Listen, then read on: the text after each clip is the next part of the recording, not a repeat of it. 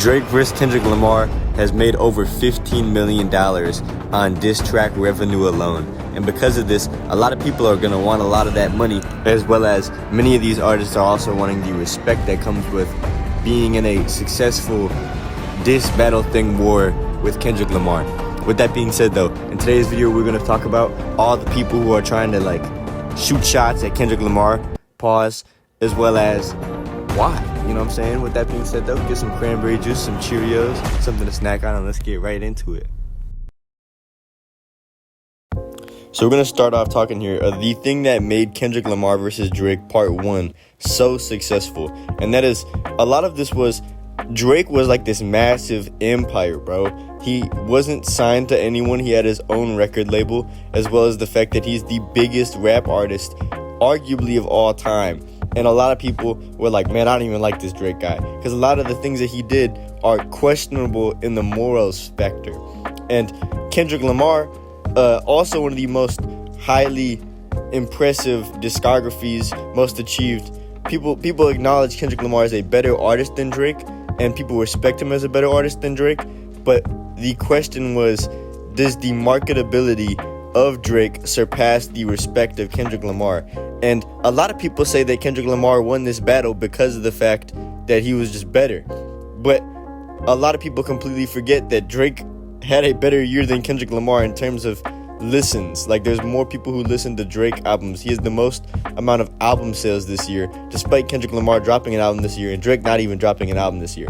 And that shows that even though Kendrick Lamar won the battle, and arguably even the war, people respect him more, it does not stop the fact that Drake is still a massive name, and it's very hard to just completely jump over that. But I think that Kendrick Lamar closed the gap in terms of numbers as well this year, a ton more than he ever has before, and he had his best year ever. So with that being said, some of the problems with this is Kendrick Lamar was kind of an underdog in a way against Drake. Even though a lot of people knew he would win, he was still an underdog in the numbers sense. There's a lot of diehard Drake fans, and a lot of these artists who are trying to attack Kendrick Lamar are having that same underdog status, but it's like you don't have as much to gain as Kendrick Lamar did in that situation, or Kendrick Lamar doesn't have enough to gain by beefing with you, because why would he do that at this point?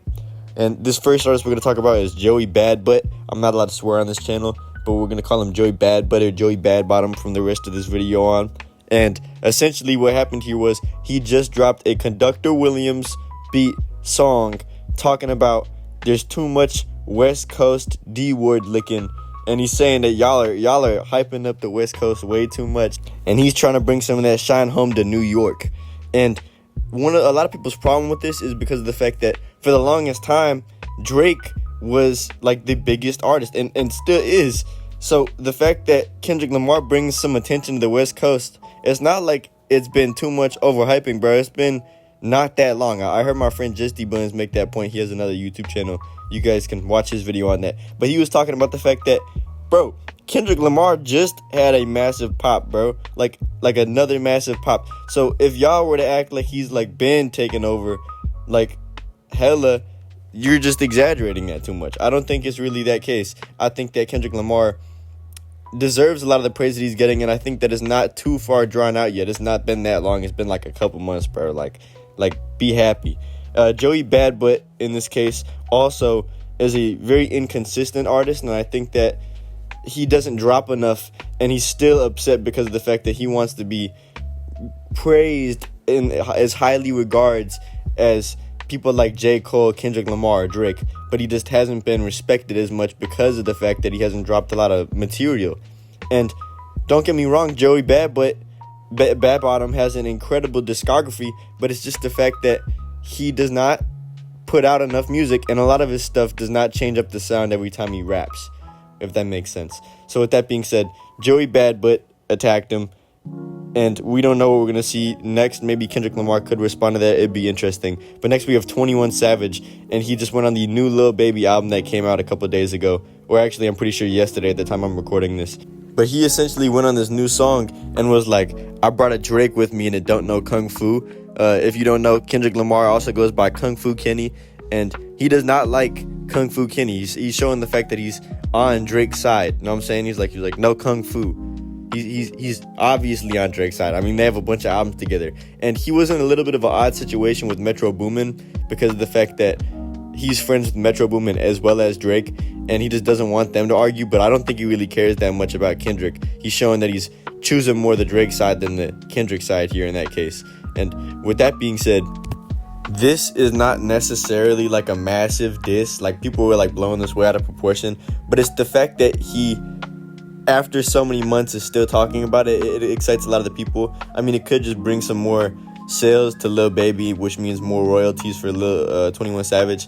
And in that case, it's cool. I don't think that this argument is worth argument starting. You know, like, I don't think Kendrick Lamar is going to respond to this. He might. Kendrick Lamar would have to respond to a lot of people, bro, because everybody and their mom wants to beef with Kendrick Lamar right now, bro. I wouldn't be surprised if I quit my YouTube channel to beef with Kendrick Lamar and make a bunch of money off of it. Y'all, I don't know, bro. It's just, it feels like there's so many people who are just money hungry and want to spark a little bit of drama, but not want the publicity in a negative way towards them. Because if Kendrick Lamar really starts dissing people, it's going to be awkward, bro. It's going to be really awkward. I think him versus Joey Badbottom would be definitely very interesting. But 21 Savage is a great artist, don't get me wrong, but I don't think his pen game is on the same level as Kendrick Lamar. Like, I don't know what he would say about Kendrick that has not already been brought up. But somebody who could bring up more about Kendrick Lamar possibly is Drake. And Drake just went on a Conductor Williams beat not that long ago, and it was very interesting. And we're going to talk about some of those lyrics, but I just wanted to point out really quick that Conductor Williams, I'm starting to think that he's like the Metro Boomin on Drake's side. You know what I'm saying? Because a lot of these beats dissing Kendrick Lamar are by Conductor Williams. And I love Conductor Williams as an artist. He works with Griselda a lot. He works with a lot of great artists. But, like, I think it's kind of funny that so many people are using these beats to diss Kendrick Lamar. And I wonder what Conductor Williams thinks. I wonder if he even has an opinion. He's just a producer. I don't know if Kendrick's going to tell him to shut up and make some drums, but there's a lot of drumless beats by Conductor Williams. With that being said, though, it is time to get into this Drake dissection. We're going to talk about some of these bars that Drake said about Kendrick Lamar in this brand new song that he did with Conductor Williams. I'm going to be using my sources, Jaw Talks Music. I'm going to be looking at this post right now. He said, "Who's got the most to lose and who's in that other position?" And that's obviously Drake saying that he has more to lose, or maybe he's making you question the fact maybe Kendrick Lamar has more to lose now after the beef. Signal conversations, boy, I hope they got double encryption. I hate to see their empire crumble on judges' convictions. It's going to be interesting because he said that they boosted the streams of Not Like Us a ton, so he's trying to sue. Yeah, he's suing Universal, UMG, bro. And honestly, bro, I don't like UMG, so hey, go Drake, bro, go Drake. I don't like UMG. They copyright everything. If you have a copyrighted video, it's most likely by UMG. But with that being said, the world fell in love with the gimmicks. Even my brothers got tickets. Seems like they loved every minute. He's obviously referring to the fact that a lot of people switched up on him after this beef started, including Future himself. Allegedly, Future said that he didn't even care about the beef, none of that. But at the same time, he literally hosted the biggest diss, or one of the biggest disses with Like That. And Drake was upset with it, you know what I'm saying? He was very upset. I mean, bro, Future literally had bars where he was like cooking, like he was like interpolating Drake to make fun of him. You know what I'm saying? So Future saying that he didn't have a part in the beef was crazy.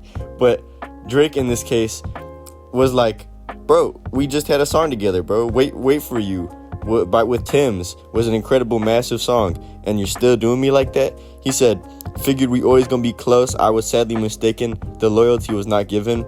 It's funny to see all you rejoicing and hugging and kissing. What are we celebrating? I read out the club in addition. Nothing was the same with y'all B words, and nothing's forgiven. And I think that's definitely interesting that he said that, because he's like, we're not patching nothing up, essentially. He's pretty much saying that. With that being said, though, that is pretty much all the beefs that have gone on. If you guys enjoyed this video, you want to support the channel, then check out my socials. I tweet a lot, you know what I'm saying? I say a lot of stuff. With that being said, I love you all very much. I'm conflicted, and I'm out. Peace.